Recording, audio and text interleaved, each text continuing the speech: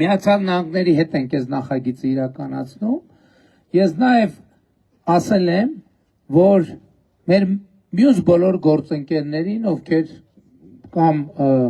հետաքրքրվել են, թե ինչու ենք Միացյալ Նահանգների հետ անում եւ ոչ այլ գործընկերների,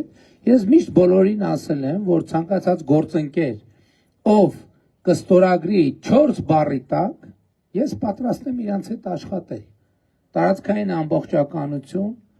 իրավազորություն, ինքնիշխանություն, փոխադարձություն եւ սահմանների անխախտելիություն։ 2020 թվից եղել են տարբերակներ, որ այս բառերից միայն 2-ը օգտագործվի փաստաթղթի մեջ։ Մենք չենք համաձայնվել, որովհետեւ տեսել ենք, որ դա ստեղծում է սողանցք մեր տարածքի ինչ որ հատվածների վրա Հայաստանի Հանրապետության ինքնիշխանությունը եւ իրավազորությունը սահմանափակելու։ Մենք չենք գնացել այդ լուծումների, մենք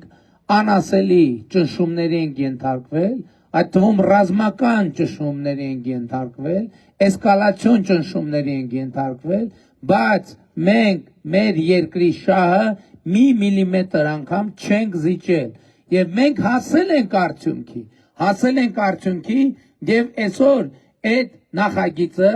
ոչ միայն փակում է միջանցքային տրամաբանությունը, այլև բացում է անսահման հեռանկարներ Հայաստանի Հանրապետության համար։ Ինչով է բացում անսահման հեռանկարներ։ Ի վերջո մենք դրանով վերջնական եւ անշրջելիորեն